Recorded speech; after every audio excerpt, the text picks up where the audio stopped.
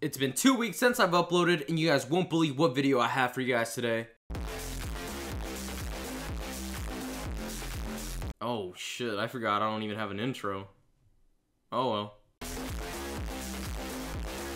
Alright guys, welcome back. It's been a while, 2 weeks and 6 days to be exact, and you're all probably wondering, and valid, where you been at? Well, sleeping. No, seriously, sleeping. My sleep schedule has been horrible, but that's not the point. I'm sure you've all read the title, and yes, I'm gonna be bashing on World War II zombies. Now, before you all say that I'm a Treyarch fanboy, that is not the case. World War II has gotten me where I am today, but just because it's helped me grow doesn't mean I'm gonna praise it.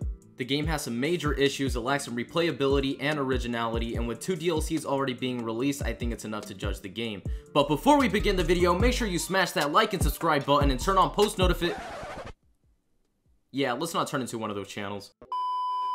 So I sat down, came up with over 20 reasons why the zombies mode wasn't successful. I won't be going over all of them, but I think I'll start it off with prestiging. Now on screen you'll be able to see all of the prestige icons for World War II zombies, and if you have played multiplayer quite a bit, you'll notice that these are actually the prestige icons for multiplayer. And the reason I'm showing you the multiplayer icons is because Sledgehammer got lazy and decided to use the same ones for zombies, except they changed the colors to red. If that's not lazy, then I don't know what is. I mean, look at the prestiges for zombies on Black Ops 3. They're not the best, but they still look pretty cool. Now, if the prestiges for World War II weren't bad enough, let's go over the rewards. Every time you prestige, you get 1 calling card that isn't even animated. Here are a couple of them. And then you also get an extra class slot. That's it. Why in the world do you need an extra class slot when you already have 5 and there's only 4 special abilities? And even then, you can always just change out one of your classes if you want to try something new. Things could have been better if it was an animated calling card, a set of challenges for a camo, and also a prestige token to unlock a weapon of your choice permanently. That way you don't have to wait till a specific level to unlock attachments for your favorite weapons, but I guess it's too late to add all that in. Moving on, this is a big one for me and a lot of other people, and that is the lack of Easter eggs. On screen, I'll have all of the Easter eggs for the Final Reich, which is literally a total of 6. It would have been more if I added in the hidden characters, but those were more on the challenges side of things. On the right side, we have all of the Easter eggs on Shadows of Evil, and I couldn't put them all on the list because there is a total of 24 Easter eggs, which puts the Final Reich to shame. Now, the reason I picked these 2 maps is because they are the on-disc map, which means that they have to be good enough to keep players playing until the release of DLC 1. And looking back at the Final Reich, it didn't do a very good job considering the main Easter egg was found and completed before the release of the actual game. Now maybe they were focusing more on the gameplay, the weapons, pack-a-punch, mini-bosses, and all that other stuff, so let's give them another chance and look at the Easter eggs on the Darkest Shore.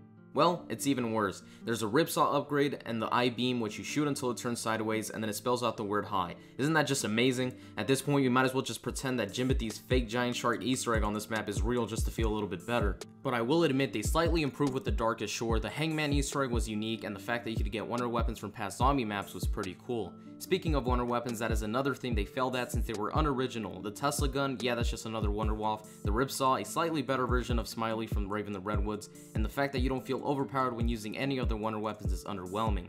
I heard multiple arguments saying that Treyarch used up all of the ideas, but yet Infinite Warfare managed to make some unique ones, so that's not an excuse. Another thing they copied from Raven the Redwoods were the melee weapons laying around, but they did do it better since you were able to upgrade them using what I believe is Geistcraft, which is their version of Element 115.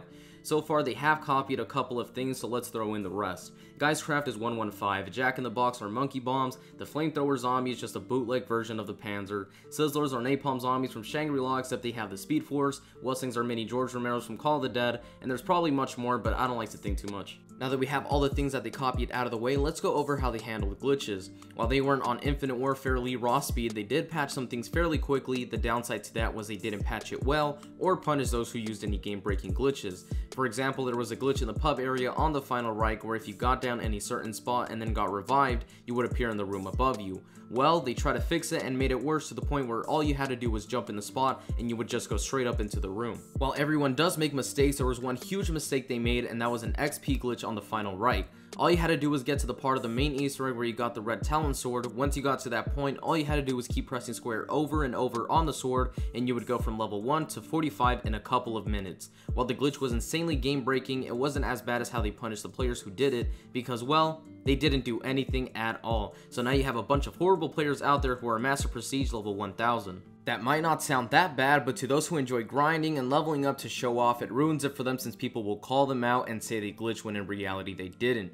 So I'm sure by now you get the point. Sledgehammer's take on zombies has no passion or original ideas in it, and they really just don't care for the community. The main Easter eggs are not solo friendly, the weekly and daily orders weren't put in until halfway through the release of DLC 2, the maps are very bland and boring, weapon camos have no effort put into them, they literally disappear if you're anywhere that has light, and the game has more glitches and bugs than it has Easter eggs or original content. Once again, I'm not just a Treyarch fanboy. Look all over YouTube. Everyone has stopped uploading and playing World War II Zombies, and I'm sure the reasons they stopped playing it are in this video. You want to see why Treyarch continues to win over the community? This was from the Black Ops 4 reveal. They are giving us not one, not two, but 3 zombie maps on the day of release. And if that wasn't enough, there are over 100 plus customizations, daily, weekly, and monthly engagements, limited time challenges, as well as new difficulty levels. So now if you want to relax and play a casual game of zombies, you can, unlike World War II Zombies, where it was exhausting and insanely fast paced and there was nothing you could do about it. There is still a lot more Treyarch have added to Black Ops 4 Zombies, and they still have a lot more to share later on. They know how to create hype and how to make trailers, and I would rather watch this. Yes, I'm on the Reese. I'm on the Reese. Everybody look at me because I'm pissing on a zombie. Than watch a World War II Zombies trailer. That's just my honest opinion, and I'm not going to hide it just to be on good terms with them.